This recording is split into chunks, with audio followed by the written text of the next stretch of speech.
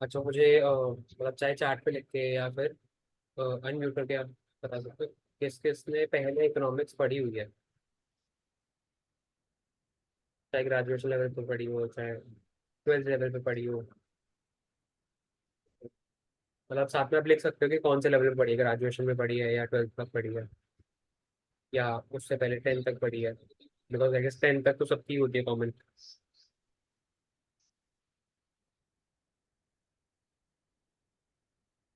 10 okay. ठीक है।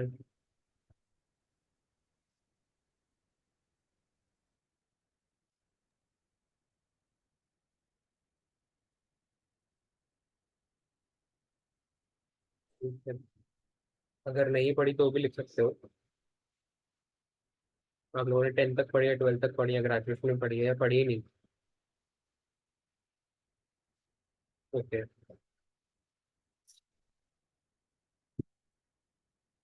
ठीक है चलो देखो अब जिसने ठीक है SLQ है कौन। इज इट सलीका। Okay okay. स्लिक। चलो सो वैसे मैं आपको बताता हूँ कि जो ट्वेल्थ की इकोनॉमिक्स होती है ना, वही बेसिक इकोनॉमिक्स है अभी तक जो एटलीस्ट हमने पढ़ी है, जितनी मैम ने पढ़ाई है। तो मैंने भी पूरा सिलेबस तो नहीं देखा, लेकिन हाँ, जहाँ तक मैम ने पढ़ाई है वहाँ तक तो अभी तक ऑलमोस्ट ट्वेल्थ वाला ही चल रहा है। तो मैं एक काम करता हूँ, मैं हमारी जो ई बुक है वो हम्म। शेयर स्क्रीन कर लेता हूँ एंड उसके अकॉर्डिंगली फिर हम डिस्कस कर लेते हैं। ओ, अ, मेरी स्क्रीन विजिबल है। विजिबल है। ठीक है।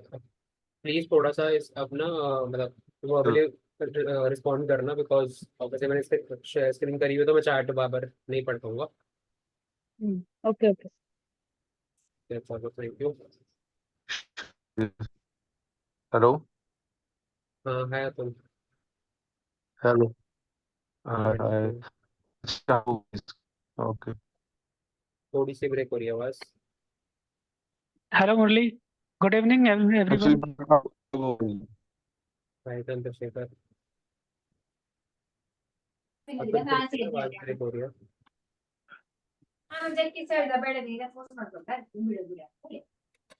ಅದೆಲ್ಲ ರೂಮಿಗೆ ಹೋಗಿ ಅವ್ರ ರೂಮಿಗೆ ಒಂದು ಸ್ವಲ್ಪ ರೆಸ್ಟ್ ತಗೊಂಬಂದ್ರೆ ಆಯ್ತಾ ನಾವು ಹೋದ ಕೂಡಲೇ within 15 minutes get ready we are going ಅಂತೆ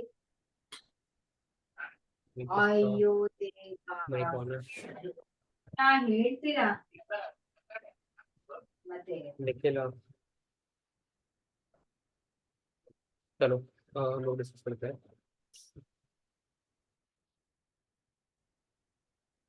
ठीक है। डॉक्टर पायल गुप्ता हमें तो रोजी मैम पढ़ा रही है, इन्होंने टीचर चेंज कर दी रातों रात।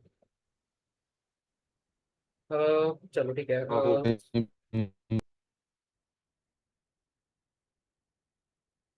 सो सबसे पहला इंट्रोडक्शन टू मैनेजरल इकोनॉमिक्स। अच्छा ये तो देखो प्रेटी मच थियरी है, तो आप लोग मुझे बताओ मैं ये भी समझाऊँ और ये तो आप लोग रीड ही कर लोगे।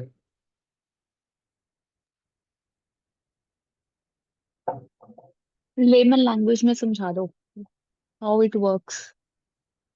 चलो मैं ठीक है मैं बड़ा बेसिक बेसिक समझाता हूँ। हाँ। बेसिकली देखो इकोनॉमिक्स होता क्या है।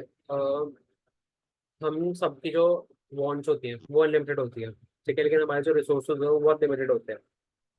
तो economics actually is the study of the art और साइंस कि हम अपनी लिमिटेड रिसोर्सेज के अंदर जो हमारे अनलिमिटेड नीड्स हैं उनको फुलफिल कैसे करें। ठीक है, मतलब ये बहुत बेसिक बहुत लेवल लैंग्वेज है। अ, इसकी डेफिनेशन होती है जो हमें सबसे पहले पढ़ाई जाती है। ठीक है, फॉर एग्जांपल आपके पास 10 रुपए हैं लेकिन आपको उसमें तो अलग अलग चीज़ें करनी है। जब हम बच्चे होते थे हमें टॉफ़ी भी खानी होती थी, हमें चॉकलेट्स भी लेनी होती थी, हमें चिप्स भी खाने हैं, कोल्ड ड्रिंक भी लेनी है। ठीक है, लेकिन हमारे पास है 10 रुपए। तो that is what economics is, है ना। ऑब्वियसली हम क्या चीज़ चूज करेंगे। हम लोग वो चीज़ चूज करेंगे जिससे हमें सबसे ज़्यादा सेटिस्फैक्शन मिलेगी, ठीक है, सबसे ज़्यादा यूटिलिटी मिलेगी। इकोनॉमिक्स के टर्म में Hmm. सेटिस्फैक्शन को यूटिलिटी बोलते हैं बेसिकली, ठीक है। तो ऑब्वियसली हम 10 रुपये वहाँ लगाएंगे जहाँ पे हमें सबसे ज़्यादा सेटिस्फैक्शन मिलेगी, ठीक है। अब ऑब्वियसली सबने अपने अपने हिसाब से अपने अपने डेफिनेशन किए हुए थे, यहाँ पे बड़ी डिफरेंट डिफरेंट डेफिनेशन आपको मिल जाएगी, ठीक है। फॉर एग्जाम्पल यहाँ पे लिखा हुआ economics is the science of that studies riches, economics is the applied science of wealth production and distribution, कि वेल्थ को प्रोड्यूस कैसे करना है और उसको डिस्ट्रीब्यूट कैसे करना है लोगों के अंदर। Economics is the study of human behavior as a relation between scarce means with various uses and limited purposes, है ना। ऑब्वियसली हमारे पास जो मीन्स है, रिसोर्सेज है, वो बड़े लिमिटेड है, स्कार्स है, ठीक है। और उसके यूजेस बहुत सारे हो सकते हैं लेकिन पर्पस लिमिटेड ही हो सकते हैं, ठीक है। तो that is what economics is in in very basic language. अब उसके दो पार्ट्स होते हैं, टाइप्स होते हैं, माइक्रो इकोनॉमिक्स होता है, माइक्रो इकोनॉमिक्स होता है। माइक्रो मतलब बिल्कुल छोटे लेवल पे, माइक्रो मतलब छोटा होता है, ठीक है। तो जब हम इंडिविजुअल लेवल पे कोई चीज़ पढ़ते हैं तो वो माइक्रो इकोनॉमिक्स के अंदर आती है, लेकिन जब हम बड़े लेवल पे मैक्रो लेवल पे कोई चीज़ पढ़ते हैं तो वो सारी मैक्रो इकोनॉमिक्स में आती है। फॉर एग्जाम्पल अगर मैं इंडिविजुअल डिमांड की बात करूँ या इंडिविजुअल सप्लाई की बात करूँ तो वो सारी माइक्रो Hmm. इकोनॉमिक्स के अंदर हम लोग पढ़ते हैं। लेकिन मैक्रो इकोनॉमिक्स में हम लोग पढ़ते हैं कंट्री के लेवल पे, स्टेट के लेवल पे, है ना। नेशनल इनकम हो गया या फिर इंटरनेशनल ट्रेड हो गया, ठीक है। तो जो बड़े ग्लोबल लेवल पे, वर्ल्ड लेवल पे, नेशनल लेवल पे चीजें चल रही है वो सारी माइक्रो इकोनॉमिक्स के अंदर आती है, ठीक है।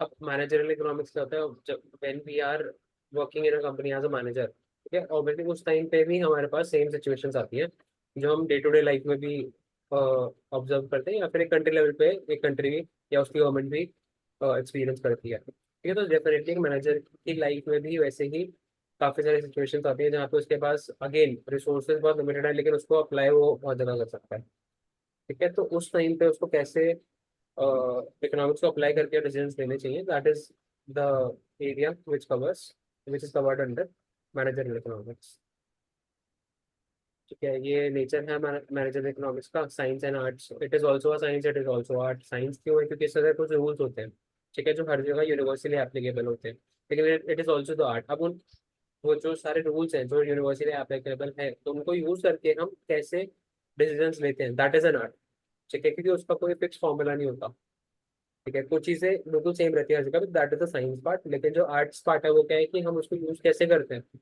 वो हमारे ऊपर है, ठीक है, वो हमारी creativity. Micro economics study only obviously जो मैनेजर लेवल पे चीजें हैं वो नेशनल लेवल पे चीज़ों को इफेक्ट नहीं करेंगी डायरेक्टली, तो ठीक है। तो इसलिए वो एक माइक्रो इकोनॉमिक स्टडी भी है जो ऑब्वियसली मेरे डिपार्टमेंट को या मेरी कंपनी को ही अफेक्ट करती है, ठीक है। तो वहाँ पे वो माइक्रो इकोनॉमिक्स वाले पार्ट इफेक्ट यूटिलाइज होते हैं। और जो मैक्रो इकोनॉमिक्स है उसका हम यूज कैसे करते हैं, ऑब्वियसली एक कंट्री की जो इकोनॉमी है वो कंपनी की इकोनॉमी को भी इफेक्ट करती है डायरेक्टली इनडायरेक्टली, ठीक है। फॉर एग्जांपल ट्रेड साइकिल्स आते हैं, इन्फ्लेशन आता है, डिफ्लेशन आता है, ठीक है। और आरबीआई जो रेट्स होती है, रेपो रेट्स या सीआरआर, ये सब चीज़ें बदलती है, इंटरेस्ट रेट चेंज होते रहते हैं, ठीक है। तो ये सारी चीज़ें मैक्रो इकोनॉमिक है लेकिन इसका इफेक्ट माइक्रो लेवल पे उस कंपनी में भी पड़ता है। तो दैट इज वाई उस मैक्रो इकोनॉमिक वाले पार्ट का भी यूटिलाइज मैनेजर इकोनॉमिक्स के अंदर करता है। इंटरडिसिप्लिनरी, अब इंटरडिसिप्लिनरी का मतलब क्या है कि हमें सिर्फ इकोनॉमिक्स की नॉलेज नहीं बल्कि और भी अलग अलग जो डिपार्टमेंट्स हो गए या फील्ड हो गए उसकी नॉलेज भी होनी चाहिए, बिकॉज वो चीज़ें भी इफेक्ट करती है, ठीक है। तो it is like a combination of different things. For example accounting हो गया, फाइनेंस हो गया, स्टैटिस्टिक्स हो गया, मैथ्स हो गया, ये सब चीज़ें भी एक मैनेजर के डिसीजन को इफेक्ट करती हैं। तो इसलिए वो कहीं ना कहीं इंटरडिपेंडेंट होती है, ठीक है। तो इस डिसिप्लिन में प्रेस्क्रिप्टिव और normative,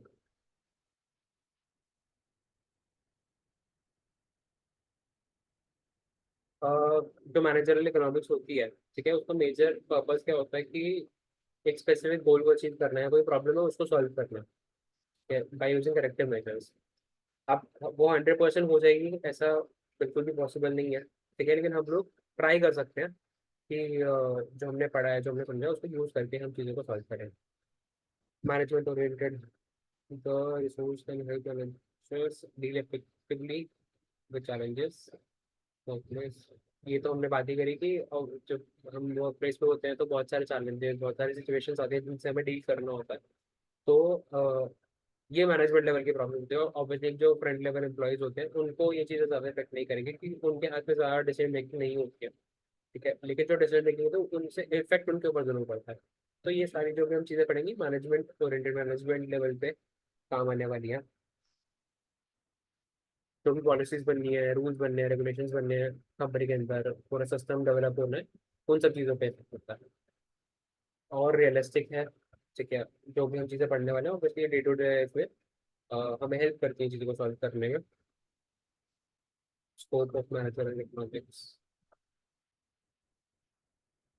demand analysis, production decision. So इसका स्कोप क्या है? Obviously demand theory. हम किसी भी कंपनी में होते हैं, हम चाहे कोई प्रोडक्ट बना रहे हैं, सर्विस बना रहे हैं, और जो कस्टमर्स होते हैं वो उस चीज़ की डिमांड करते हैं। ठीक है, तो हमारे जो भी डिसीजन होंगे वो डायरेक्टली इफेक्ट करेंगे उसको। ठीक है, that is what demand theory is comes under the scope of managerial economics. Second is production decisions and theory. That means जो भी प्रोडक्शन होना है कंपनी के अंदर। ठीक है, इकोनॉमिक्स में हम लोग प्रोडक्शन के बारे में, सप्लाई के बारे में भी पढ़ेंगे। तो जो भी प्रोडक्शन होनी है उसके जो डिसीजन होने हैं कि कहाँ पे बनना चाहिए, कितना बनना चाहिए, कितनी कैपिटल चाहिए उसके लिए, ये सारे डिसीजन भी उसके अंदर इफेक्ट होते हैं। प्राइसिंग थियरी, हमें कितना प्राइस रखना है अपने प्रोडक्ट्स का या सर्विस का, तो दैट मार्केट में उसकी डिमांड हो, लोग उसको खरीद पाएँ, उनके लिए अफोर्डेबल हो, and at the very same time ऐसा भी ना हो कि हम लोग लॉसेस में हो, हमारी कॉस्ट भी कवर हो रही है, उसके ऊपर कुछ ना कुछ प्रॉफिट भी हमारे पास बचे, सो दैट हम लोग प्रॉफिटेबली कंपनी को रन करते हैं। तो वो सारे डिसीजन इसके अंदर आते हैं। इन्वेंट्री मैनेजमेंट, अब कितना माल रखना है। ठीक है, ऑब्वियसली इन्वेंट्री के अंदर हमारा कुछ पैसा ब्लॉक्ड रहता है। ठीक है, तो ऐसा भी ना हो कि हमारा ज़्यादा पैसा ब्लॉक्ड है, क्योंकि ज़्यादा पैसा ब्लॉक्ड रहेगा, इन्वेंट्री मूव नहीं होगी।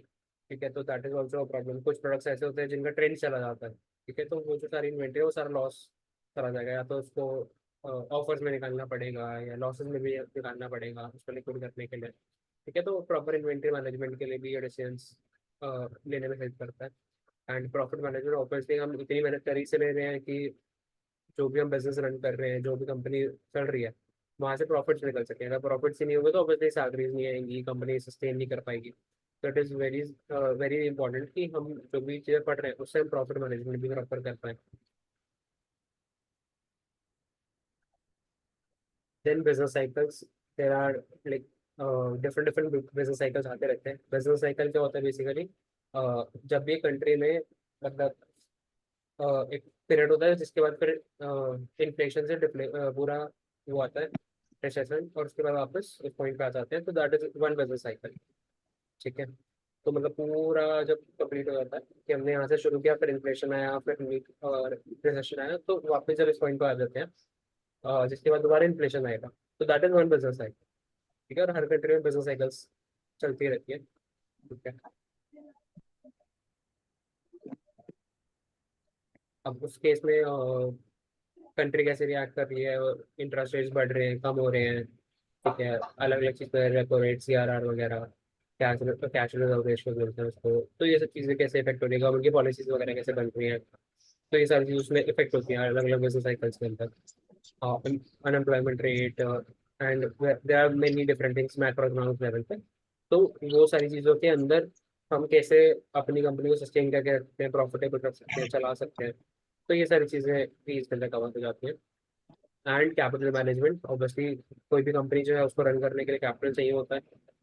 तो कितना कैपिटल चाहिए, उस कैपिटल में कितना पार्ट इक्विटी होगा, कितना पार्ट डेट होगा, तो ये सारे डिसीजन लेने में भी ये हमें हेल्प करता है when we go into the finance manager वाला पार्ट। सिग्निफिकेंस, ये बहुत नॉर्मल चीज़ें हैं कि डायरेक्ट करने में, कंट्रोल करने में हेल्प करता है। मैनेजर गारंटी सेंटर पोजीशन में रिजॉल्विंग न्यूमरस इकोनॉमिक डिफिकल्टीज, जो भी प्रॉब्लम्स आती हैं उसको सॉल्व करने के लिए हेल्प करता है। By understanding the company system of the overall company management can help you make important business decisions. ठीक है, मतलब आई फील ये नॉर्मल इंग्लिश ही है। ठीक है, अगर एक्सप्लेन करना है इसमें कुछ, तो आप लोग बता सकते हो, otherwise I can go head.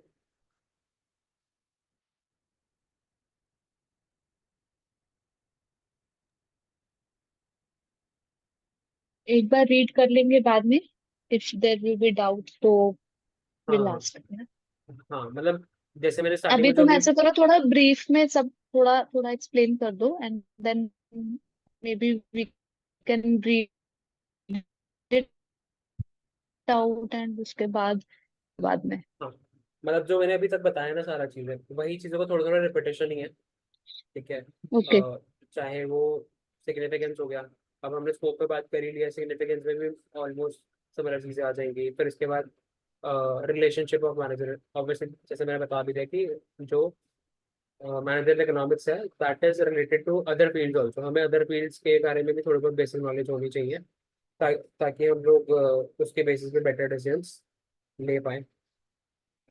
जैसे for example relationship with traditional economics, जो हमारी बेसिक इकोनॉमिक्स होती है, ठीक है, उससे भी रिलेशन है, क्योंकि वो सारी चीज़ें ही अफेक्ट करती हैं मैनेजर को भी और कंपनी को भी।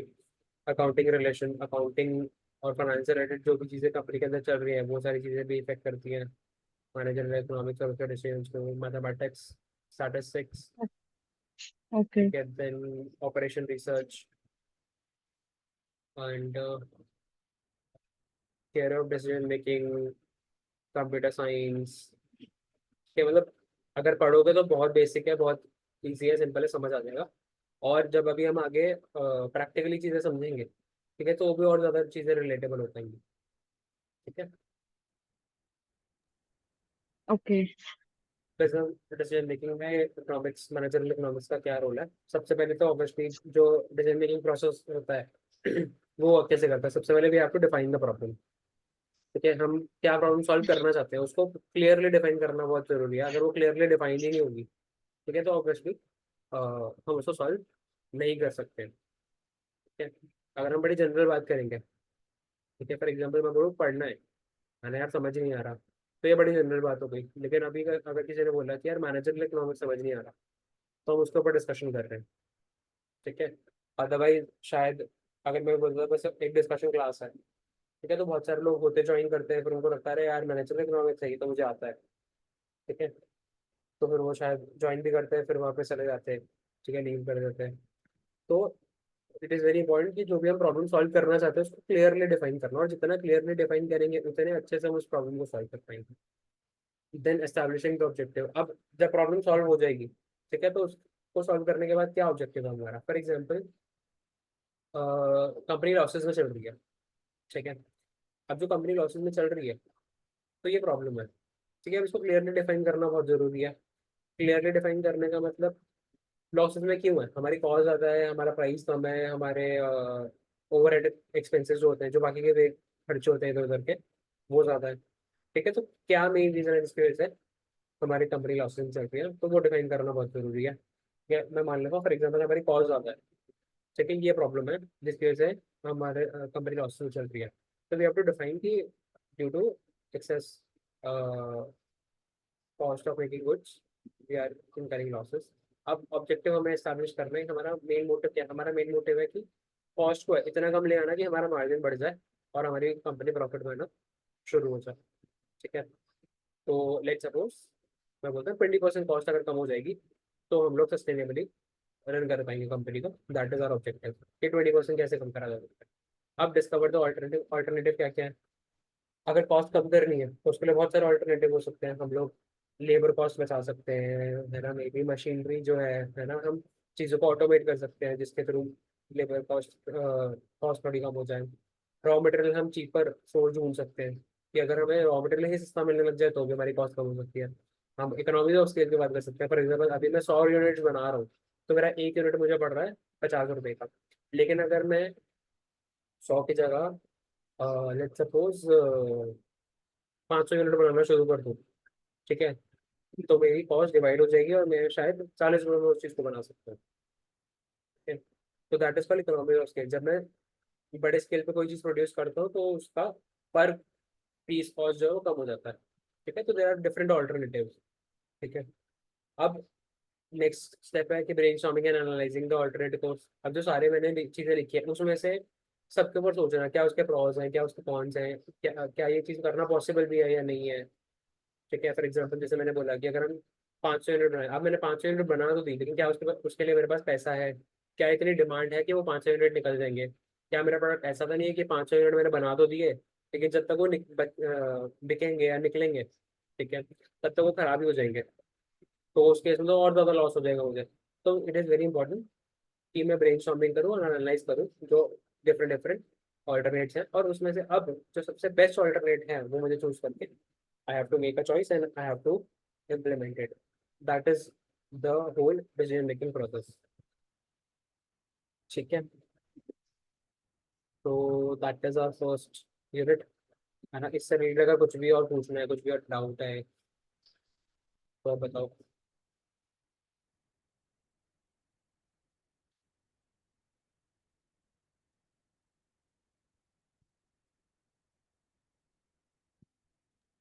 हाँ ना, कुछ कुछ तो बोलो।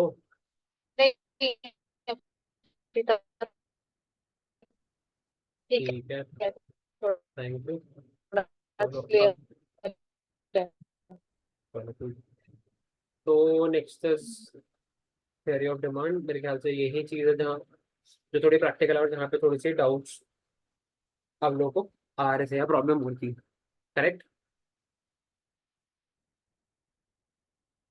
Right, right. ठीक है, तो थ्योरी ऑफ द डिमांड है, उस पर हम लोग बात करना शुरू करते हैं। ठीक है, कंसेप्ट ऑफ डिमांड क्या है। डिमांड देखो वैसे तो बड़ा बेसिक टर्म है जो हम नॉर्मल डे में लैंग्वेज में भी यूज़ करते रहते हैं डेली बेसिस पे। ठीक है, तो डिमांड का मतलब क्या है कि मेरे को कितने प्रोडक्ट चाहिए या कितनी सर्विस चाहिए, कितनी मैं डिमांड कर रहा हूँ। अब अगर मैं यहाँ पे थोड़ा फॉर्मली पढ़ूँ कि all commodities and services have the ability to satisfy demands which is known as utility. मैं कोई भी चीज़ जब यूज करता हूँ मुझे उससे कुछ ना कुछ सेटिस्फैक्शन मिलता है। ठीक है, फॉर एग्जाम्पल मुझे भूख लग रही है, मैंने कुछ खाने के लिए दिया, कुछ खाया, तो मुझे सेटिस्फैक्शन मिलेगी। That is called utility. ठीक है, इन टेक्निकल लैंग्वेज अगर मैं इकोनॉमिक्स की लैंग्वेज में बात करूँ। ठीक है, अब utility is a very subjective idea. हर इंसान की यूटिलिटी बड़ी डिफरेंट होती है। फॉर एग्जाम्पल कोई इंसान है जिसको बहुत प्यास लग रखी है, ठीक है, तो उसके लिए पानी की बड़ी अलग यूटिलिटी होगी। लेकिन कोई इंसान है जिसने अभी 1 गिलास पानी पिया है, ठीक है, उसको प्यास नहीं लग रखी है ना, या फिर छोड़ो उसने 1 लीटर पानी पी लिया है। अब क्या उसके लिए उस सेम ग्लास ऑफ पानी वाटर की उतनी यूटिलिटी रहेगी क्या, वो उतनी उसको सेटिस्फेक्शन देगा? ऑब्वियसली नहीं।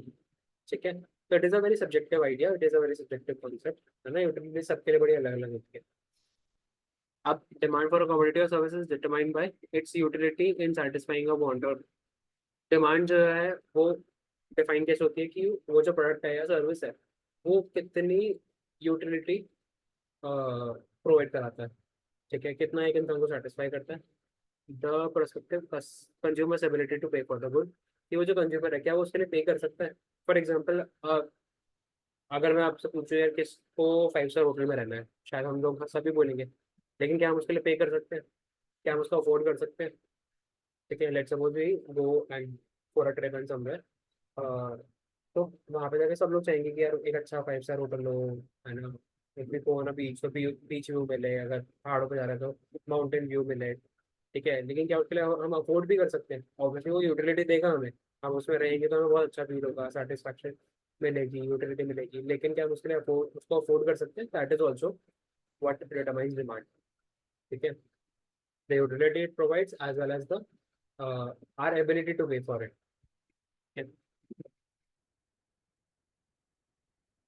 तो अगर मैं बड़ा बेसिक टर्म्स की बात करूँ, मैं थोड़ा सा इसको जूम करता हूँ।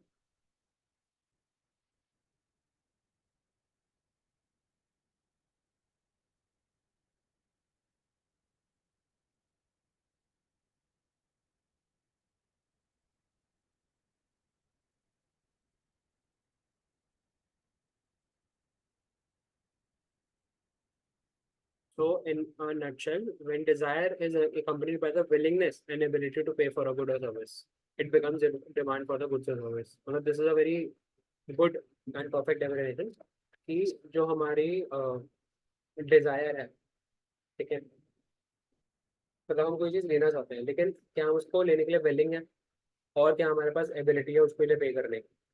That define the demand for a good and service.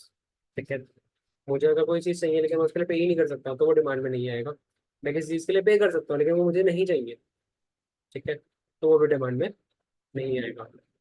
अब डिटर्मिनेंट्स ऑफ कंज्यूमर डिमांड। ठीक है, जो डिमांड है वो बड़े अलग अलग चीज़ों पे डिपेंड करती है। ठीक है, ये उसके फैक्टर्स हैं। सबसे पहला है प्राइस ऑफ द कमोडिटी। इसका मतलब क्या है, कोई भी चीज़ का जो प्राइस होता है वो उसकी डिमांड को डिफाइन करता है। ठीक है, और उन दोनों के बीच में एक नेगेटिव रिलेशन होता है। मतलब कि जब भी किसी चीज़ का प्राइस बढ़ेगा तो उस चीज़ की डिमांड कम हो जाएगी, and it is very simple. ठीक है, ऐसा होता क्यों है, क्योंकि हमारे पास मनी तो लिमिटेड ही है। ठीक है, लेट सपोज फॉर एग्जांपल हम लोग कहीं बाहर जाते हैं। ठीक है,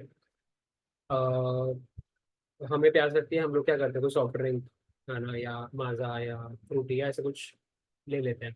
ठीक है, अब लेट सपोज आप लोग बाहर निकले, आपके पड़ोस की दुकान पे गए, आपको प्यास लग रही थी, आपने 15 रुपीज़ की सॉफ्ट ड्रिंक खरीद ली। ठीक है, लेकिन आप कहीं मॉल में जाते हो, ठीक है, या मान के चलो एयरपोर्ट वगैरह पे जाते हो, कोई चीज़ ऐसी जगह पे जाते हो, है ना, और वहाँ पे आप सॉफ्ट ड्रिंक देखते हो, यार वही 15 रुपये वाली जो बॉटल आपको बाहर मिल जाती है वो मिल रही है यहाँ पे शायद एक प्रीमियम प्राइस पे 25 रुपीज़ में। ठीक है, 30 रुपीज़ में। तो आप खुद सोचो, आप उस चीज़ को तब भी बाय कर लोगे, ठीक है, या फिर आप सोचोगे कि यार, मतलब आप सोचोगे छोड़ यार, नहीं नहीं लेते हैं, है ना, बाहर जाके पी लेंगे। क्या होगा उस केस में?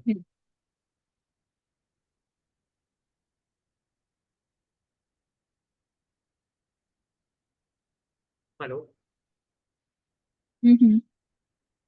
हाँ। यू टेल कि क्या करना चाहिए ऐसे केस में, नहीं नहीं, लाइक द अभी शुड द पर्सन। अभी मैं पूछ रहा हूँ। ठीक है, बाहर तुम्हें पता है कोई चीज़ 15 रुपए की मिल जाती है, तुम गए किसी सिनेमा हॉल में, ठीक है, हाँ। वहाँ पे वो चीज़ मिल रही है 150-250 रुपये में। विल यू बाय इट और ओके। नॉट?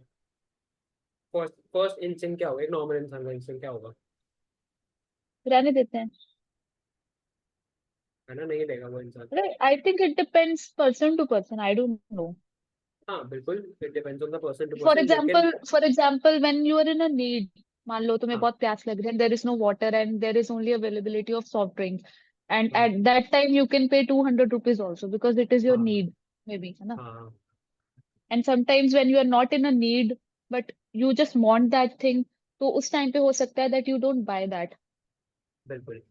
ठीक है, अब एग्जैक्टली यही चीज़ है, ठीक है, क्योंकि कोई भी चीज़ हम प्रेडिक्ट नहीं कर सकते कि यही होगा, है ना, लेकिन अगर मैं एक बड़ा जनरल एग्जांपल दूँ 100 लोगों का, ठीक है, 100 लोग शायद वो कोल्ड ड्रिंक बाहर से बाई कर रहे हैं 15 रुपये में, लेकिन जब वो लोग वही 100 लोग अगर थिएटर में जाएंगे तो 100 में से क्या 100 के 100 लोग बाई करेंगे वो कोल्ड ड्रिंक, या कम हो जाएंगे?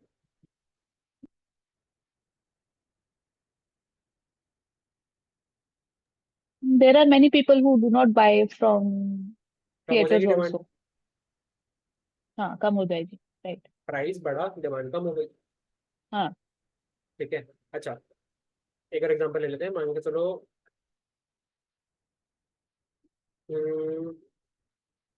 कोल्ड ड्रिंक का एग्जांपल ले लेते हैं, चलो 15 रुपीज़ की कोल्ड ड्रिंक थी, ऑफर आ गया 12 रुपये में। क्या लगता है, लोग कोल्ड ड्रिंक ज़्यादा पीना शुरू कर देंगे थोड़ी? May be people who like drinking cold drinks, तो वो थोड़ा ज्यादा बाय कर लेंगे या उसको स्टॉक करना शुरू कर हाँ देंगे। हाँ। जस्ट ठीक इन है, केस जब मैगी क्राइसिस हुआ था तो people use to buy a lot of Maggi, बिल्कुल। और इन दैट इज चलो, कोविड ऑल्सो वी यूज हाँ, टू स्टफ। हाँ। दैट इज अ हम लोग डिफरेंट ज्यादा सामान थिंग। खरीद के लाते थे। हाँ, that is a different thing, that is a different reason, वो हम आगे बात करेंगे। ठीक है, लेकिन अगर हम्म। अभी हम सिर्फ प्राइस की बात करें, अगर किसी भी चीज़ का प्राइस कम हो जाएगा तो ऑब्वियसली उस पर डिमांड लोग ज़्यादा करना शुरू कर बढ़ देंगे। जाएगी डिमांड। हाँ, क्योंकि बड़ा बेसिक हमारा नेचर क्या है, अरे यार 3 रुपये का फायदा हो रहा है ना। तो जब भी हम इकोनॉमिक्स पढ़ते हैं हम कुछ चीज़ें ना एज्यूम करके चलते हैं। उसमें से एक सबसे बेसिक assumption क्या होती है, एवरी कंज्यूमर इज रैशनल। ठीक है, रैशनैलिटी का मतलब क्या है, हर कंज्यूमर अपना फायदा देखता है, मेरा फायदा किस चीज़ में हो रहा है। ठीक है, और वो उसके अकॉर्डिंगली ही एक्ट करता है, उसके अकॉर्डिंगली ही वो चीज़ों पे डिसीजन लेता है। ठीक है, अब किसी चीज़ का प्राइस अगर बढ़ रहा है, ठीक है, हमारा बेसिक मेंटालिटी क्या है कि यार यहाँ पे 150-200 रुपये की कोल्ड ड्रिंक मिल रही है, कोई नहीं यार, मैं ना 2 घंटे बाद मूवी खत्म होगी बाहर जाके पी लूंगा, 2 घंटे कंट्रोल कर लेते हैं, 200 रुपये में तो 10 बॉटल आ जाएंगी। ठीक है, 20-20 रुपए वाली। तो एक बेसिक मेंटालिटी होती है ये चीज़, जिसकी वजह से एक इंसान डिमांड कम कर देगा जब प्राइस बढ़ जाएगा। ठीक है, सब्जियों के प्राइस बढ़ जाते हैं, लोग ऑब्वियसली कम करना शुरू कर देते हैं। ठीक है, लोग सोचते हैं कि यार चलो प्याज के प्राइस बढ़ रहे हैं, सब्जी में प्याज कम डाल लेंगे या बिना प्याज की सब्जी खा लेंगे। तो ऑब्वियसली जब प्राइस बढ़ता है तो डिमांड कम होती है, and that is a very very very basic rule. ठीक है, आप कहीं पे भी उसको अप्लाई करके देख सकते हो। ठीक है, जब पेट्रोल के प्राइसेस बढ़े हैं, ठीक है, तो लोगों ने गाड़ी चलाना कम कर दिया। लोग सोचते हैं कि चलो यार कोई नहीं, पैदल निकल जाता है थोड़ा सा। ठीक है, तो that is how price and demand works. उनके बीच में एक नेगेटिव रिलेशन होता है कि प्राइस बढ़ेगा तो डिमांड कम होगी, प्राइस कम होगा तो डिमांड बढ़ेगी। इनवर्सली इनवर्स रिलेशन होता है। ठीक है, next is price of related goods. अब रिलेटेड गुड्स क्या होते हैं? रिलेटेड गुड्स होते हैं दो, एक होता है कॉम्प्लीमेंट्री गुड्स, एक होता है सब्सिट्यूट गुड्स। कॉम्प्लीमेंट्री गुड्स मतलब जब दो गुड्स साथ में ही यूज करने होते हैं। ठीक है, आप एक गुड के बिना दूसरा यूज ही नहीं कर सकते, तो उसको कॉम्प्लीमेंट्री गुड्स बोलते हैं। फॉर एग्जाम्पल, क्या सॉक्स के बिना शूज पहन सकते हैं? नहीं। क्या पेट्रोल के बिना गाड़ी चल सकती है? नहीं। ठीक है, अ, चीनी के बिना चाय नहीं बन सकती। ठीक है, तो ये सारी चीजें कॉम्प्लीमेंट्री गुड्स होते हैं जो दो चीजें साथ में यूज करनी ही करनी पड़ती है। ठीक है, ब्रेड एंड बटर या bread and jam. Substitute good क्या होते हैं कि अगर मेरे पास किसी गुड का कोई अल्टरनेटिव है, उसको सब्स्टिट्यूट गुड्स बोलते हैं। फॉर एग्जांपल, पेप्सी का प्राइस, पेप्सी है, उसका अल्टरनेटिव क्या है? सबसे क्लोज कोक। ठीक है, बर्गर किंग का सबसे क्लोज अल्टरनेटिव क्या है? मैकडी। ठीक है, तो इनको सब्स्टिट्यूट गुड्स बोलते हैं। अब इनके प्राइसेस भी Okay. इफेक्ट करते हैं किसी चीज की डिमांड को। ठीक है, जो मेन गुड है, ठीक है, लेट सपोज कोई गुड है एक्स, ठीक है, वो मेन गुड है। अब उसका कोई कॉम्प्लीमेंट्री गुड है, मतलब फॉर एग्जांपल मान लेते हैं पेट्रोल और कार्स। ठीक है, हमारा मेन गुड है कार। ठीक है, अब पेट्रोल के जो प्राइसेस बढ़ेंगे या कम होंगे, उससे कार की डिमांड पे क्या इफेक्ट पड़ेगा? अगर पेट्रोल के प्राइसेस बढ़ेंगे, ठीक है, तो ऑब्वियसली कार की डिमांड कम हो जाएगी। ठीक है, यहाँ पे मैं ईवी को भी साइड कर देता हूँ। ठीक है, यहाँ पे मैं सिंपल बात कर रहा हूँ अभी, जो हमारे नॉर्मल पेट्रोल वाली कार्स होती हैं, डीजल वाली कार्स होती हैं। तो अगर पेट्रोल और डीजल के प्राइसेस बढ़ेंगे तो ऑब्वियसली लोग कार की डिमांड करना कम कर देंगे। ठीक है, एक और एग्जाम्पल, बड़ा बेसिक एग्जाम्पल ले लेता हूँ, सॉक्स और शूज। अगर शूज के प्राइसेस बढ़ेंगे तो सॉक्स की डिमांड अपना कम हो जाएगी, क्योंकि सॉक्स हमें चाहिए कब? जब शूज पहनने होते हैं। अगर लोग शूज ही कम खरीदेंगे तो सॉक्स भी तो कम हो जाएगी। तो जो कॉम्प्लीमेंट्री गुड्स होते हैं वो साथ में चलता है। मतलब फॉर एग्जाम्पल, अगर उसके प्राइसेस बढ़ेंगे, ठीक है, इट एक्ट्स एग्जैक्टली लाइक, अगर उस गुड, खुद के गुड के प्राइसेस जो एक्स गुड है, अगर उसके प्राइसेस बढ़ रहे हैं, ठीक है, तो उसकी डिमांड कम हो जाएगी। सिमिलरली अगर कॉम्प्लीमेंट्री गुड के प्राइसेस भी बढ़ रहे हैं तो भी उसकी डिमांड कम हो जाएगी। तो मतलब सेम रिलेशन रहता है जो हमने यहाँ पे डिस्कस किया प्राइस ऑफ द कमोडिटी में। ठीक है, इसका डिनोशन डिनोट करते हैं इसको पीएक्स से। सब्स्टिट्यूट गुड्स क्या होता है? सब्स्टिट्यूट गुड्स में केस उल्टा हो जाता है। ठीक है, अगर मेरे पास कोई ऑल्टरनेटिव अवेलेबल है, बड़ा सिंपल एग्जांपल है, पेप्सी है, कोक है। मेरा मेन गुड मान लो पेप्सी है, ठीक है, कोक के प्राइसेस बढ़ रहे हैं, तो क्या होगा? मैं कोक के जगह पेप्सी पीना शुरू कर दूंगा। यार 15 रुपए की पेप्सी आती है, 15 रुपए की कोक कोक आती है। ठीक है, कोक हो गई 20 रुपए की, तो ऑटोमेटिकली लोग क्या पीना शुरू कर देंगे? कोक या पेप्सी। ठीक है, people will move towards Pepsi, क्योंकि पेप्सी तो भी 15 रुपए की आ रही है। वहीं पर अगर उल्टा हो जाता तो कोक के प्राइस कम हो गए, कोक 15 से 12 की हो गई, तो अब लोग क्या करेंगे? ठीक है, most of the people will move towards Coke. हाँ, कुछ लोग हो सकते हैं जिनको मतलब जो ब्रांड ऑयल है भाई पियेंगे ही पेप्सी, है ना, पेप्सी का टेस्ट अच्छा लगता है। ठीक है, कोक में तो शुगर थोड़ी ज्यादा होती है, पेप्सी में तो ऐसा होता है। ठीक है, जो भी उनका रीजन हो सकता है, लेकिन they prefer a particular brand होगी। अगर वो ब्रांड ऑयल है तो बात अलग है। अदरवाइज एक जनरल टर्म, एक कॉमन टर्म में अगर मैं बात करूँ, तो अगर कोई भी जो नॉर्मल पर्सन होगा वो क्या करेगा? ठीक है, कि अगर उससे सब्सिडी गुड्स के प्राइसेस बढ़ेंगे, ठीक है, तो इसकी डिमांड बढ़ जाएगी। ठीक है, आई होप क्लियर हुआ होगा, कंफ्यूज नहीं हुआ होगा। ठीक है, तो if you want to write, है ना, अगर कॉम्प्लीमेंट गुड के जो प्राइसेस हैं उसका इनडायरेक्ट रिलेशन होता है, just like the price of the community. लेकिन सब्सिट्यूट गुड के प्राइसेस होते हैं उसका डायरेक्ट रिलेशन होता है, मतलब कि अगर इसका प्राइस बढ़ेगा तो हमारी गुड की डिमांड भी बढ़ जाएगी। ठीक है, और सब्सिट्यूट गुड का प्राइस कम होगा तो हमारी डिमांड गुड की कम हो जाएगी। क्लियर। Okay. Okay. थर्ड चीज Clear. है इनकम ऑफ द कंज्यूमर। मेरे ख्याल से बड़ा बेसिक ये है, तो हमारी इनकम बढ़ेगी तो हमारी डिमांड भी बढ़ जाएगी। ठीक है, जैसे अभी हमने एग्जांपल लिया था थिएटर वाला, मेरी अभी इनकम कम है तो वैसे मैं थिएटर में जाके कोल्ड ड्रिंक नहीं लूंगा, लेकिन अगर मेरी इनकम ज़्यादा होगी तो शायद मैं थिएटर में जाके कोल्ड ड्रिंक ले लूंगा, क्योंकि मुझे फर्क ही नहीं पड़ेगा, मेरी इनकम है ही। ठीक है, तो जितनी इनकम ज़्यादा होगी ऑब्वियसली उतनी डिमांड हमारी ज़्यादा होगी, तो इनकम का डायरेक्ट रिलेशन है डिमांड के साथ। ठीक है, increasing income level result in an increase in the quantity of goods sought by the customer। ठीक है, सिमिलरली अगर इनकम कम होगी तो डिमांड भी कम हो जाएगी। इनकम और डिमांड का डायरेक्ट रिलेशन है। ठीक है, नेक्स्ट है टेस्ट एंड प्रेफरेंसेस। किसी भी चीज़ की डिमांड बढ़ेगी अगर मेरा टेस्ट और प्रेफरेंस उसकी तरफ बढ़ेगा। फॉर एग्जांपल, मैं अभी तक एग्जांपल ले लेते हैं, मैं अभी तक अंकल चिप्स खाता था। ठीक है, अब मैंने लेस, मेरे दोस्तों ने मुझे लेस ट्राई कराया कि मुझे ज़्यादा पसंद आया। ठीक है, तो मेरी डिमांड शिफ्ट हो गई because of my taste and preferences. अब मैं प्रेफर करता हूँ कि मैं लेस खरीदूँ। ठीक है, तो जो टेस्ट एंड प्रेफरेंसेस हैं that also depends the demand. अगर फेवरेबल शिफ्ट हो रहा है तो ऑब्वियसली उस प्रोडक्ट की डिमांड बढ़ जाएगी। ठीक है, ये फैशन में बहुत होता है। ठीक है, ये खाने पीने की चीज़ों में बहुत हो सकता है। ठीक है, आप देखो कोई पर्टिकुलर खाने की जगह होती है, उसका कोई वीडियो आता है, वायरल होता है, लोग ट्राई करते हैं, अच्छा लगता है। ठीक है, तो एकदम से उसकी डिमांड बढ़ जाती है। खाना ये उनकी प्रेफरेंस है। कुछ ऐसी चीज़ होती है खाने पीने के अंदर जो ट्रेंडिंग होती है कुछ टाइम के लिए, फिर थोड़ा टाइम बाद लोगों का टेस्ट, लोग उससे सैचुरेशन आ जाती है, लोग उससे उग जाते हैं, तो फिर कुछ टाइम बाद वो लोग उसको डिमांड करना कम कर देते हैं, उनके प्रेफरेंसेस चेंज हो जाती है। तो that is how taste and preferences work. Next है expectation of price change of the commodity. अब फ्यूचर में उसका जो प्राइस है ना, वो बढ़ने वाला है, कम होने वाला है, इसकी जो एक्सपेक्टेशन है उससे भी प्राइस डिमांड पे इफेक्ट होता है ना। फॉर एग्जांपल अभी जब हम बात भी कर रहे थे, ठीक है, कि जब कोविड आया तो लोगों को लगना शुरू हो गया, ठीक है, कि यार आने वाले टाइम पे तो प्रॉब्लम हो जाएगी। लोगों ने देखा यार इसके प्राइसेस बढ़ रहे हैं चीज़ों के, तो लोगों ने क्या करना शुरू कर दिया, लोगों ने उस चीज़ को स्टॉप करना शुरू कर दिया, लोगों ने उसकी डिमांड बढ़ा दी। ठीक है, तो अगर हमें एक्सपेक्टेशन है कि किसी भी चीज़ के प्राइस आगे बढ़ने वाले हैं तो हम करंट में उसकी डिमांड बढ़ा देंगे। यार आगे बढ़ जाएंगे, अभी हम इकट्ठा करके रख देते हैं।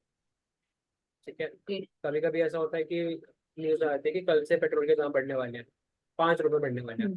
तो लोग क्या करते हैं, लाइनें लगा लेते हैं पेट्रोल पंप पे कि यार टंकी फुल अप करवा कर रख लेते हैं, कल तो 5 रुपये बढ़ जाएंगे। आई गेस जो ठीक है, गोल्ड का प्राइस आता है वो भी इसी कैटेगरी में आएगा। देखो Right. डिपेंड करता है, बिकॉज गोल्ड जो है ना वो लोग बड़े अलग अलग पर्पज के लिए लेते हैं। लोग इन्वेस्टमेंट के लिए भी लेते हैं, ठीक है, लोग असेट्स क्रिएट करने के लिए भी लेते हैं, और लोग यूज करने के लिए लेते हैं। फॉर एग्जाम्पल किसी की शादी आ रही है, ठीक है, तो लोग ज्वेलरी पर्पज से भी गोल्ड लेते हैं। ठीक है, तो इट डिपेंड्स कि हम लोग गोल्ड जो है वो किस बेसिस पे खरीद रहे हैं। ठीक है, तो हाँ, अगर यूटिलिटी, कोई इंसान यूटिलिटी पर्पज से खरीदता है तो बिल्कुल। ठीक है, ओके। कोई इन्वेस्टमेंट के लिए खरीदता है तो भी, फॉर एग्जाम्पल कि अगर गोल्ड के प्राइस कम हो जाते हैं तो लोग हम्म। गोल्ड बाय कर लेते हैं। ठीक है, क्योंकि थोड़ा टाइम बाद बढ़ेंगे प्राइजेस तो मेरे को रिटर्न मिलेगा। ठीक है, तो इट डिपेंड्स, बिकॉज उसका जो नेचर है, बाइंग नेचर है, वो थोड़ा डिफरेंट होता है, क्योंकि उसको हम कंज्यूम नहीं कर रहे डायरेक्टली गोल्ड को। ठीक है, तो हाँ, ऐसा हो सेइंग कि प्राइस रेंज जो है उसकी एक्सपेक्टेशन जो भी है, ठीक है, वो सब चीज़ों पे भी डिपेंड करेगा। अगर प्राइस फ्यूचर में बढ़ने वाले हैं तो हम उसकी डिमांड अभी बढ़ा देंगे, अगर फ्यूचर में कम होने वाले हैं प्राइस हमें लग रहा है, ठीक है, तो अभी हम उसकी डिमांड कम कर देंगे, यही सोच के कि यार आगे जब प्राइस कम होगा तब हम खरीदेंगे। ठीक है, तो there is a direct relation between expectation of price change of the economy. Next है ओके। Distribution of income.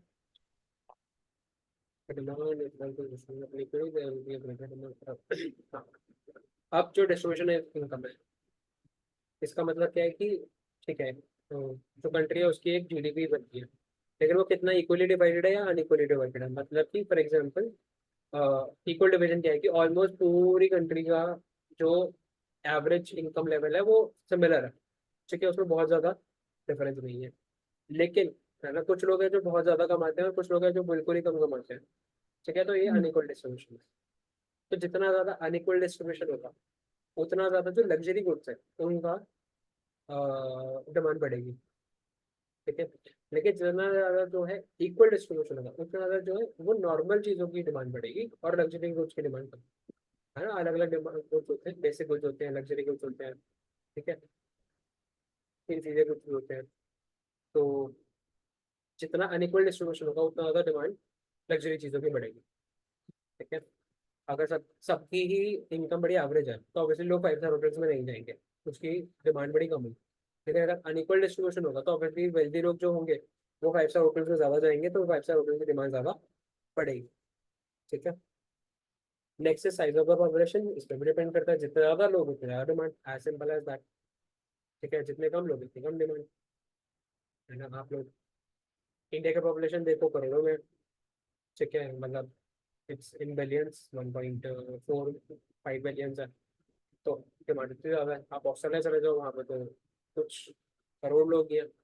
है ना, यहाँ की एक स्टेट में शायद उससे ज़्यादा लोग होंगे। ठीक है, तो ऑब्वियसली वहाँ पे किसी चीज़ की डिमांड कम होगी। ठीक है, और जैसे जैसे पॉपुलेशन बढ़ती जाती है वैसे वैसे डिमांड भी बढ़ती जाती है चीज़ों की।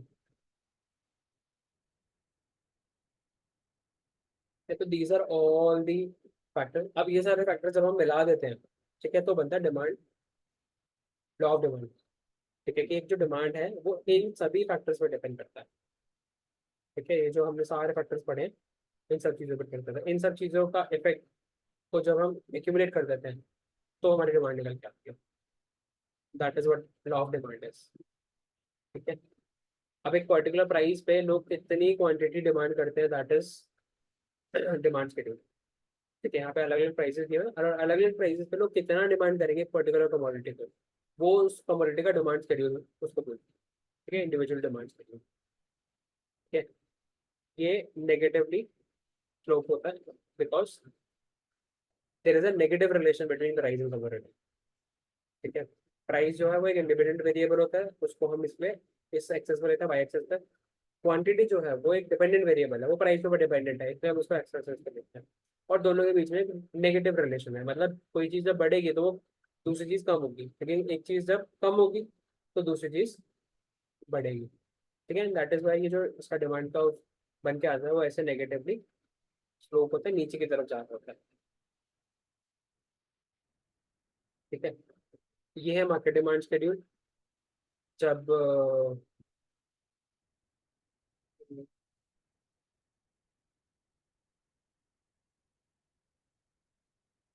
जब हम किसी एक पर्टिकुलर पर्सन का डिमांड निकालते हैं उसको इंडिविजुअल डिमांड शेड्यूल बोलते हैं। जब हम पूरी मार्केट का, ठीक है, एक पर्टिकुलर प्रोडक्ट के लिए एक पूरी मार्केट का ही डिमांड, मतलब हर पर्सन की डिमांड को जब एक्यूमुलेट कर देते हैं तो उसको मार्केट डिमांड शेड्यूल बोलते हैं। ठीक है, ये टेबल में समझाया हुआ है कि एक ए पर्सन एक बी पर्सन है। जब उसका प्राइस 1 था तो ए 4 यूनिट डिमांड कर रहा है, बी 5 यूनिट डिमांड कर रहा है, तो टोटल मार्केट डिमांड कितनी हो गई? 9। ठीक है, 2 पे ये 7 हो गई, 3 पे ये 5 हो गई। ठीक है, आप देख सकते हो दोनों केसेस में ये ए का डिमांड कब है, ये भी नेगेटिवली स्क्यूड है, क्योंकि जैसे जैसे प्राइसेस बढ़ रहे हैं ये वैसे वैसे उसकी डिमांड कम हो रही है। सिमिलरली जैसे जैसे बी के लिए भी सेम चीज़ है, प्राइसेस बढ़ रहे हैं तो डिमांड वो भी कम कर रहा है। ठीक है, ये दोनों के कर्व्स हैं, डिमांड कर्व्स हैं, ग्राफ्स हैं, इनको जब हम कंबाइन कर देते हैं तो मार्केट डिमांड कर्व निकल के आ जाता है। ठीक है, तो मैंने बताया कि वाई डस डिमांड कर्व स्लो डाउनवर्ड्स। ठीक है, अब इसके पीछे कुछ रीजन है। पहला रीजन है लॉ ऑफ डिमिनिशिंग मार्जिनल। हम लोग क्यों कम डिमांड करते हैं? ठीक है, law of diminishing marginal utility क्या बोलता है कि मार्जिनल यूटिलिटी क्या होता है कि हम जो भी एडिशनल यूनिट कंज्यूम करेंगे उससे जो हमें यूटिलिटी मिलेगी, ठीक है, उसको मार्जिनल यूटिलिटी बोलते हैं। ठीक है, मतलब कि हमने जब पहले यूनिट और दूसरा यूनिट कंज्यूम करा तो दूसरे और पहले यूनिट के बीच में जो हमारी यूटिलिटी इंक्रीज हो रही है उसको मार्जिनल यूटिलिटी बोलते हैं। ठीक है, तो जैसे जैसे हमारी क्वांटिटी बढ़ती जाती है वैसे वैसे मार्जिनल क्वांटिटी कम होती जाती है। फॉर एग्जांपल,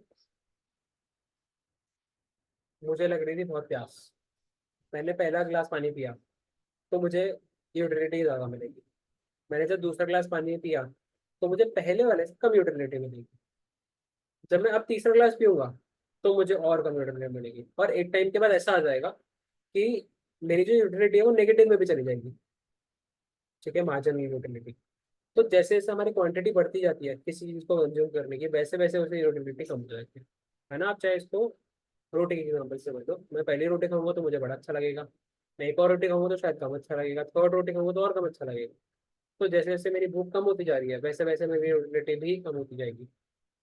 ठीक है, क्योंकि जो मुझे सेटिस्फेक्शन उस पर्टिकुलर प्रोडक्ट से मिल रहा है अब वो कम मिलता दैट रहेगा। दैट मीन्स हम जैसे किसी प्रोडक्ट से बोर हो सकते हैं, हाँ, लाइक आफ्टर कंज्यूमिंग इट बार बार, तो उस चीज से हम बोर हो बिल्कुल जाते हैं, या सेटिस्फैक्शन लेवल जो है वो डिक्रीज हो जाता है। तो बिल्कुल that is called law of diminishing marginal utility, right? Correct है ना। इसका बड़ा सिंपल ओके। एग्जाम्पल देता हूँ। आपको प्यास लगी है, मैं 20 रुपए की बॉटल 25 रुपए की दूंगा, जिसको बहुत प्यास लगी है हम्म। वो ले लेगा। राइट ठीक है, राइट राइट। अब उसको अभी भी प्यास लग रही है लेकिन अब थोड़ा उसको नॉर्मल हो गया। अब उसको क्या अगली बॉटल 25 रुपए में लेगा वो? नहीं, he might fight for it कि अब हाँ वो थोड़ा बोलेगा कम नहीं करो। नहीं यार, मेरे को एमआरपी पे लूंगा मैं तो, अगर दे रहा है तो हाँ। दे, नहीं दे रहा तो बाहर देगा। हम्म। ठीक है, मतलब वो डिमांड कम कर देगा। अगर उसको सही प्राइस मिलेगा 20 रुपीज में मिलेगी तो वो ले लेगा। ठीक है, हम्म। अब जो तीसरी बॉटल है, मेरी प्यास बुझ चुकी है, मेरे को बिल्कुल प्यास नहीं लगती है।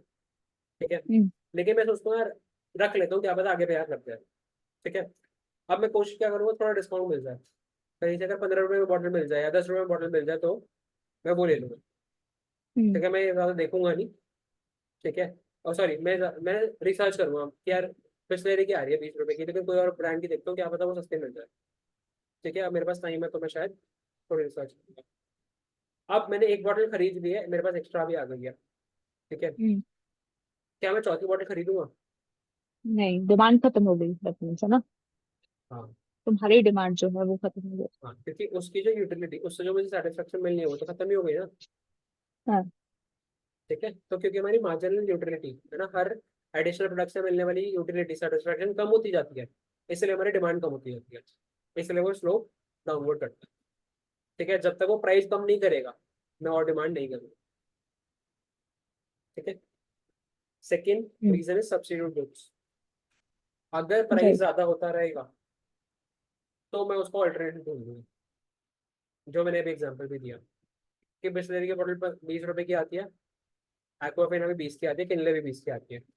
बिस्लरी ने अगर 25 कर दिया प्राइस तो ऑटोमेटिकली मैं बिस्लरी की डिमांड कम कर दूंगा।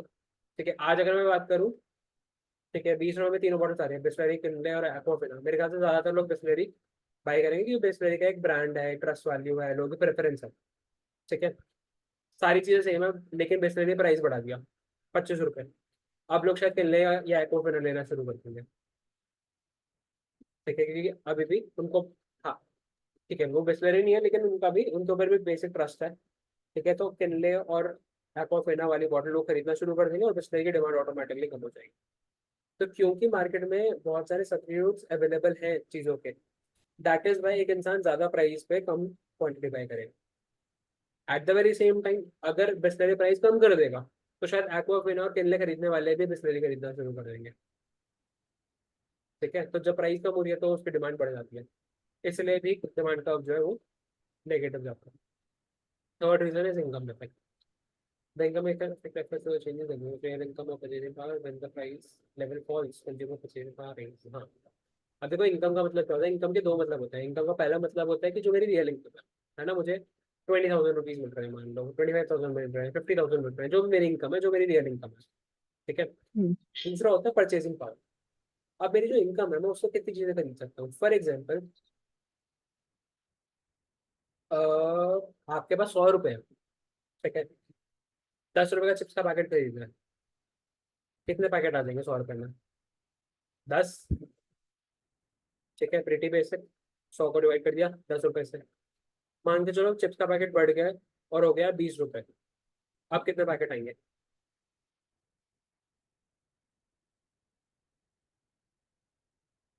5। ठीक है, तो ये मेरी परचेसिंग पावर है। अगर मेरी इनकम सेम है लेकिन किसी चीज का प्राइस बढ़ जाता है तो मेरी जो ओके। परचेसिंग पावर है वो कम हो जाती है, ओके। और क्योंकि परचेसिंग पावर कम हो गई है तो मेरी डिमांड भी ऑटोमेटिकली कम हो जाएगी। अब मैं चाह कर भी, मेरा मन है यार 10 पैकेट खाने का, लेकिन क्या मैं खरीद सकता हूँ 10 पैकेट अगर मेरी इनकम 100 रुपये है? नहीं, नहीं।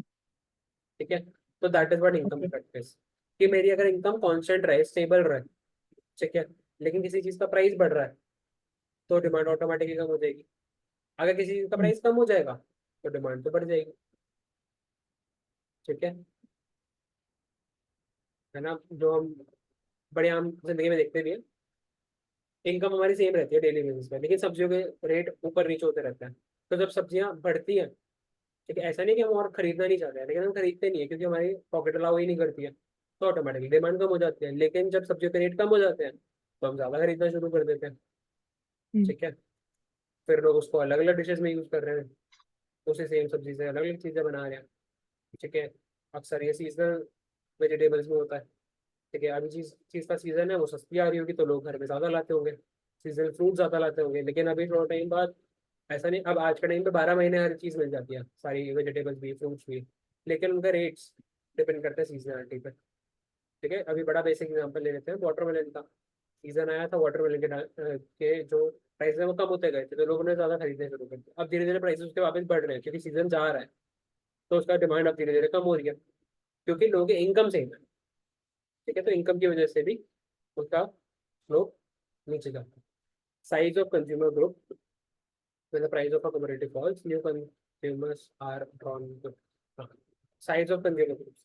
जब किसी चीज का प्राइस है, मैंने अभी एग्जांपल लिया बिस्लेरी के लिए और एक्वाफिना वाला, हर एक प्रोडक्ट का एक कंज्यूमर ग्रुप होता है। ठीक है, मतलब फॉर एग्जांपल कि जैसे बात करते हैं, एक मिनट,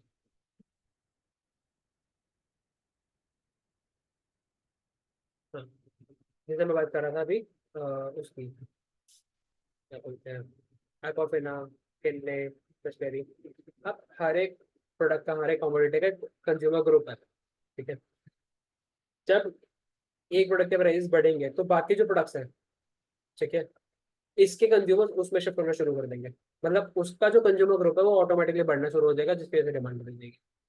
सिमिलरली अगर इसके प्राइस कम हो जाते हैं, बिस्लरी के प्राइस कम हो जाएंगे, तो एक्वाफिना और किनले के कंज्यूमर भी यहाँ पे आना शुरू कर देंगे। इसका जो कंज्यूमर ग्रुप है वो ऑटोमेटिकली बढ़ना शुरू हो जाएगा, जिसकी वजह से डिमांड बढ़ जाती है। ठीक है, तो दैट इज वाई एक पर्टिकुलर चीज के प्राइस है, उसका कंज्यूमर ग्रुप भी इफेक्ट होता है कि और प्रोडक्ट को यूज करने वाले लोग भी इधर शिफ्ट होना शुरू करते हैं। ठीक है, सेम चीज आप ओके। पेप्सी और कोको कोला में भी एग्जाम्पल से भी देख सकते हैं, डिफरेंट यूजेस। ठीक है, some product have several uses, for instance milk में कंज्यूम,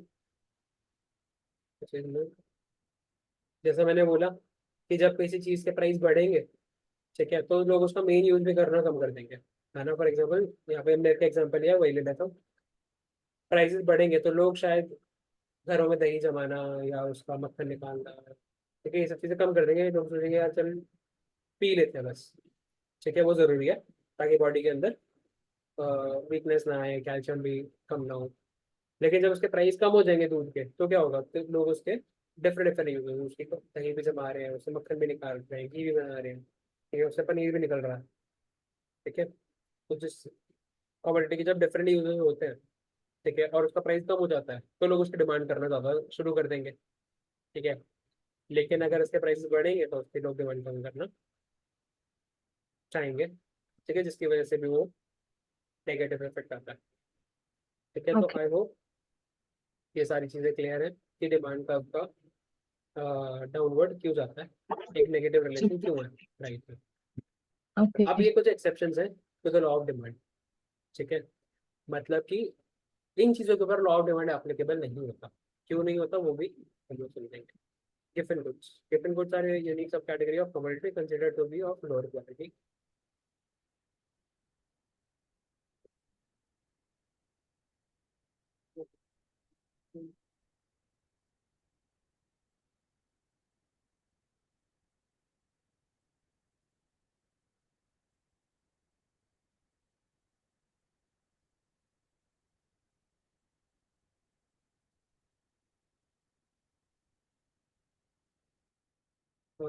गिफिन गुड्स क्या होते हैं? गिफिन गुड्स होते हैं बेसिकली कुछ लोअर क्वालिटी गुड्स होते हैं। ठीक है, अब लोगों का मान एग्जाम्पल जैसे यहाँ पे मान के लिया हुआ है पोटेटोज का। ठीक है, तो जो पोटेटोज होते हैं वो लोगों के बजट का एक मेजर पार्ट होते हैं। खासकर अगर हम नॉर्थ इंडिया में देखें तो मैक्सिमम लोग के जो भी हमारी ज़्यादातर वेजिटेबल सब्जियां बनती है उसके अंदर पोटेटो डल जाता है। ठीक है, तो पोटेटो की डिमांड ऑटोमेटिकली काफ़ी हाई रहती है। ठीक है, अब हमारे पास इनकम लिमिटेड ही है। ठीक है, तो हम या तो पोटेटो पे स्पेंड कर सकते हैं या किसी और चीज़ पे स्पेंड कर सकते हैं। अगर हम पोटेटो पे स्पेंड कर रहे हैं तो हम किसी और चीज़ को नहीं ले पाएंगे। ठीक है, लेकिन अगर वही चीज़ किसी और चीज़ में स्पेंड हो रही है तो पोटेटो पे नहीं है। अब now if the price of this item continues to grow, the people who buy it will become so empowered that they will have to reduce the money of amount they spend on other goods. For example, अब potato हमें चाहिए ही चाहिए यार, खाना तो खाएंगे ही ना। ठीक है, तो अगर इस चीज़ की प्राइस बढ़ता रहेगा, ठीक है, तो हमारे पास और चीज़ों स्पेंड करने के लिए कम पैसे बचेंगे। ठीक है, क्योंकि हमें खाना चाहिए, न्यूट्रिशन चाहिए बेसिक। ठीक है, हम भूखे तो नहीं रह सकते। फॉर एग्जांपल नेटफ्लिक्स है। ठीक है, क्या खाना है? नेटफ्लिक्स। ठीक है, ऑब्वियसली खाना। ठीक है, इंसान नेटफ्लिक्स के बिना रह सकता है, खाने के बिना नहीं रह सकता। अभी मेरा बजट अलाउ करता है। आलू जो है सस्ते हैं, पोटेटो सस्ते हैं, तो मैं दोनों चीज़ें बाय कर सकता हूँ। धीरे धीरे पोटेटो महंगा होता जाता है, तो मैं क्या करूँ, एक टाइम ऐसा आ जाएगा जब मेरे को नेटफ्लिक्स का शायद मैं सब्सक्रिप्शन लेना बंद कर दूँगा, क्योंकि मुझे पोटेटो तो चाहिए ना। ठीक है, तो दैट इज वाई जैसे जैसे प्राइस बढ़ेगा, है ना, ये कुछ चीज़ होती है जिनके डिमांड भी बढ़ती रहती है, बिकॉज इनकी डिमांड हम कम नहीं कर सकते। ठीक है, सेकेंड है वेबलिन गुड्स और article of distinction when people pay more for something for some other reason than the item intrinsic value. Veblen goods क्या होती है? ये बहुत हाई लग्जरी गुड्स आइटम होती है। फॉर एग्जाम्पल डायमंड्स है, जैसे अभी एग्जाम्पल लिया था, मैं गोल्ड पूछा था।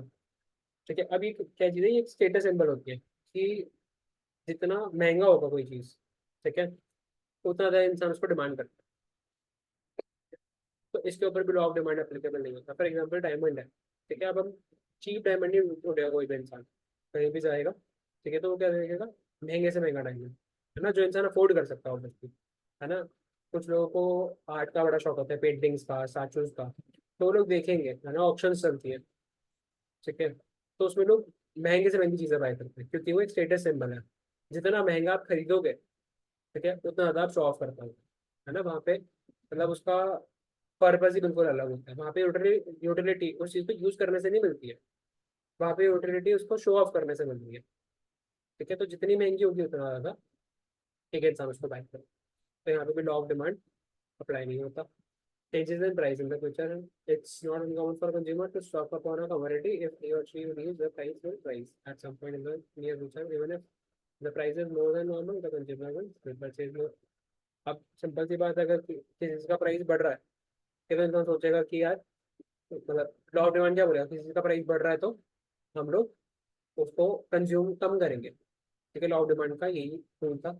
लेकिन है ना, लेट्स सपोज मान लेते हैं कि हमें एक्सपेक्टेशन है कि इसका प्राइस आगे जाके और बढ़ जाएगा, तो उस चीज़ की डिमांड अभी हम और बढ़ा देंगे। या जब और बढ़ने वाला है तो अभी खरीद के रख लेते हैं। ठीक है, तो अगर हमें लगता है कि प्राइसेस के और बढ़ने वाले हैं, अभी तो बढ़ ही चुके हैं लेकिन और बढ़ने वाले हैं, तो भी हम डिमांड इसको बढ़ा देते हैं। And last is necessary goods और services, the law of demand does not apply to necessity और fundamental products even if price goes up. people will try buy requirements like medicines or everyday essentials like sugar or salt। मतलब ये चीज़ें ऐसी हैं जिनका कोई फर्क नहीं पड़ता, ठीक है, ये चीज़ हमें चाहिए ही चाहिए। ठीक है, मेडिसिन हो गई, प्राइस बढ़े कम हो कुछ फर्क ही नहीं पड़ता, उनको चाहिए ही चाहिए, है ना। आप लॉकडाउन के टाइम पे देखो, ठीक है, ऑक्सीजन सिलेंडर्स इतनी शॉर्टेज थी, प्राइसेस इतने महंगे महंगे थे, लेकिन फिर भी वो नेसेसिटी थी, लोगों को चाहिए ही चाहिए थे, है ना। हॉस्पिटल के अंदर बेड्स हो गए, वेंटिलेटर्स हो गए, ठीक है, मास्क हो गए, है ना, कितनी सारी चीज़ें ऐसी जो नेसेसिटी थी ही थी उस टाइम पे। क्योंकि आप कहीं बाहर निकले, आप मास्क पहना भूल गए, है ना, वो 10 रुपये मास्क का अगर 50 रुपये का भी मिल रहा हो तो भी आप खरीद लो, क्योंकि नेसेसिटी है ना, वरना फाइन लग जाएगा 2000 रुपये का। ठीक है, तो जो नेसेसिटी है ना, वो जरूरी है। तो इसलिए हम उसकी डिमांड करते ही करते हैं, चाहे उसका प्राइस कुछ भी हो जाए, उसमें लॉ डिमांड भी वर्क नहीं करता है। Okay.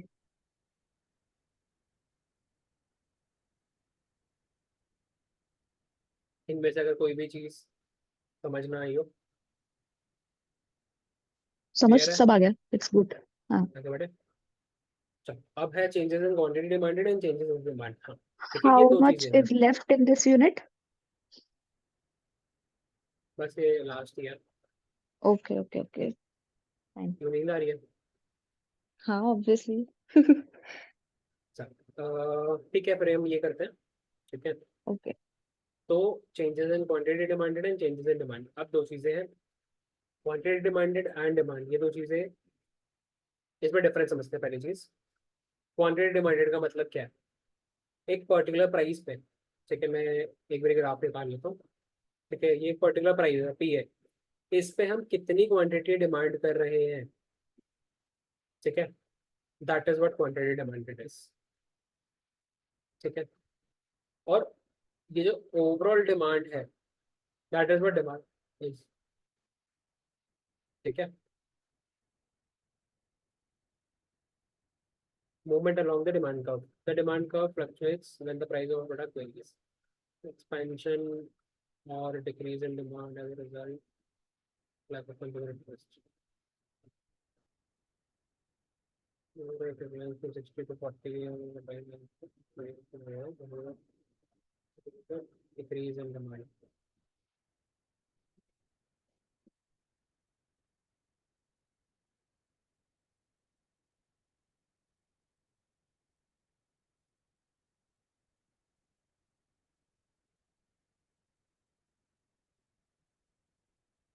ठीक है, तो movement along the demand curve,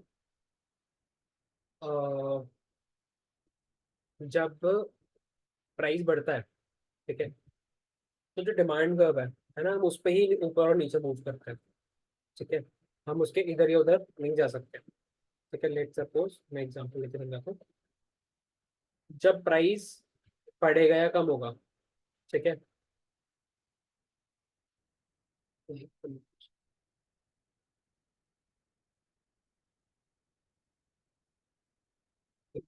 जब प्राइस बढ़ेगा या कम होगा तो हम सिर्फ इस डिमांड कर्व पे ही ऊपर या फिर नीचे मूव करेंगे।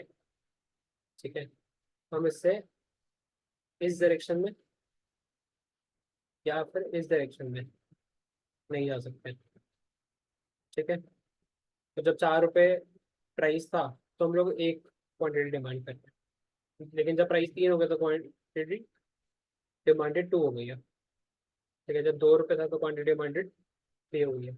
तो we are just moving along the demand curve.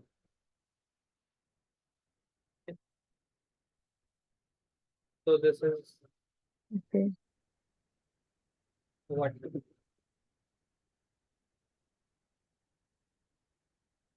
uh, the demand curve is called. Change in quantity demanded. अब नेक्स्ट समझ आ गया मूवमेंट अलोंग डिमांड। सिंपल है, प्राइस हम्म, कम होगा तो डिमांड बढ़ जाएगी, बढ़ प्राइस जाएगी। बढ़ेगा तो डिमांड कम हो जाएगी। ठीक है, और Right. उसमें हम उसी कर्व पे ही ऊपर नीचे मूव कर सकते हैं बस। लेकिन शिफ्ट इन डिमांड कर्व, जब प्राइस के अलावा कोई भी और फैक्टर जो अभी हमने सारे पढ़े, ठीक है, पीछे जो लॉ ऑफ डिमांड के अंदर आते हैं, अगर उनमें से किसी भी चीज में अगर चेंज होगा तो हमारी पूरा डिमांड कर्व पे शिफ्ट हो जाता है। ठीक है, एंड दैट इज व्हाट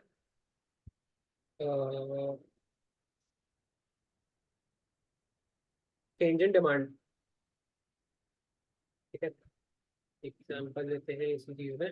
ठीक है, लेट्स सपोज प्राइस सेम है, ठीक है, लेकिन इस इंसान की इनकम बढ़ गई है, तो क्या होगा? जब इनकम बढ़ जाएगी तो एक न्यू डिमांड का यहाँ पे फॉर्म हो जाएगा, क्योंकि अब वो इंसान, ठीक है, सेम प्राइस में ज्यादा क्वांटिटी कंज्यूम कर पाएगा। ठीक है, 3 में भी ज्यादा कंज्यूम कर पाएगा, 2 में भी ज्यादा कंज्यूम कर पाएगा, और 1 में भी। तो इसकी जो टोटल डिमांड है वही बढ़ गई है, जो डिमांड का है वो ही पूरा शिफ्ट हो गया। तो this is what we call as movement of change in demand. समझ आया? हम्म, बेसिक टर्म्स पे, अगर प्राइस की वजह से डिमांड पे इफेक्ट पड़ रहा है, उसको बोलते हैं चेंज इन क्वांटिटी डिमांडेड। ठीक है। और उस टाइम पे सिर्फ हम वो जो डिमांड का बना हुआ है हमारे पास गिवन है उसी पे हम ऊपर या नीचे मूव कर सकते हैं। लेकिन प्राइस के अलावा अगर कोई भी और चीज इफेक्ट होती है, कोई भी और चीज चेंज होती है, तो हमारा जो पूरा डिमांड कर्व है वही शिफ्ट होकर एक न्यू डिमांड कर्व बन जाएगा। पहले हमारा डिमांड कर्व इधर था, है ना, अब वो या तो इधर शिफ्ट हो जाएगा या फिर इधर भी शिफ्ट हो सकता है, दोनों केसेस हो सकता है। तो जब हम हमारी डिमांड बढ़ती है, ठीक है, तो उसको बोलते हैं एक्सटेंशन ऑफ डिमांड। लेकिन जब हमारी डिमांड कम होती है तो उसको बोलते हैं कंट्रैक्शन ऑफ डिमांड। एक्सटेंशन कब होगा? जब हमारा प्राइस कम हो जाएगा, ठीक है, क्योंकि जब प्राइस कम होगा तो डिमांड बढ़ जाएगी, डिमांड जब बढ़ती है तो उसको बोलते हैं एक्सटेंशन ऑफ डिमांड। लेकिन जब प्राइस सॉरी सॉरी जब प्राइस कम होगा तो डिमांड बढ़ जाएगी, एंड उसको बोलते हैं एक्सटेंशन ऑफ डिमांड। जब प्राइस बढ़ जाता है तो डिमांड कम हो जाती है, उसको बोलते हैं कंट्रैक्शन ऑफ डिमांड। ठीक है, मतलब इट्स लाइक दिस। एक्सटेंशन बोल सकते हैं उसको, एक्सपेंशन भी बोल सकते हैं, है ना। जब हमारे पास प्राइस कम है तो हम ज़्यादा मांगेंगे, हमारा हाथ खुल जाएगा, ठीक है। लेकिन हमारे पास जब प्राइस बढ़ जाता है तो हम कम मांगेंगे, हमारा हाथ बंद हो जाएगा, ठीक है, कॉन्ट्रैक्ट हो जाएगा। लेकिन जब कोई Okay. और फैक्टर में चेंज होता है, प्राइस ऑफ रिलेटेड गुड्स में चेंज हो रहा है, इनकम में चेंज हो रहा है, डेज ऑफ रेफरेंसेस में चेंज हो रहा है, हमारे एक्चुअल एक्सपेक्टेशन जो फ्यूचर प्राइस के हैं वो चेंज हो रही है, ठीक है, तो उससे क्या होगा, उससे पूरा डिमांड का भी शिफ्ट हो जाएगा। ठीक है, तो अगर हमारी पूरा डिमांड का राइट में शिफ्ट हो रहा है तो उसको इंक्रीज डिमांड बोल देते हैं, ठीक है, क्योंकि हर प्राइस पे डिमांड इंक्रीज हो जाती है। लेकिन अगर किसी चीज रीजन की वजह से हमारे, फॉर एग्जाम्पल, हमारी इनकम कम हो गई है तो हमारी हर उसकी हर प्राइस की जो डिमांड है वो कम हो जाएगी, तो जो डिमांड का होगा वो लेफ्ट वर्ड शिफ्ट हो जाता है, ठीक है, उसको हम डिक्रीज इन डिमांड। ठीक है, ये जो फ्लो चार्ट है इससे आपको बहुत इजीली क्लियर हो जाएगा। ठीक है, तो that is what all about demand is. ठीक है, अब अगर कोई भी चीज़ नहीं समझ में आई हो, डिमांड से रिलेटेड कुछ भी पूछना हो तो आप पूछ सकते हो। No, it's pretty much ठीक है, clear to me. मैंने शेयर स्क्रीन स्टॉप कर दिया है। If you Hmm. want to type, you can type also. Any question, anything?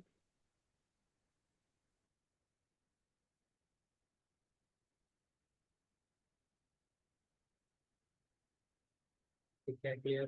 चलो, मैंने मतलब कोशिश यही करी है कि मैं बहुत उसको इजी लैंग्वेज में समझाऊँ, मैं ज़्यादा टेक्निकल टर्म्स ना यूज़ करूँ। ठीक है, because as you guys said कि काफ़ी सारे लोगों ने इकोनॉमिक्स पढ़ी नहीं है 8th के बाद से कभी, है ना, 12th के इकोनॉमिक्स, सॉरी 9th के बाद से, 10th के बाद से, मतलब हैव अ इकोनॉमिक्स बैकग्राउंड। तो इसलिए मैंने बस कोशिश करी कि मैं उसको बड़ा सिंपलिस्टिक टर्म्स में रखूँ। ठीक है, तो It was a good session. Thank you so much. ठीक है, मैं रिकॉर्डिंग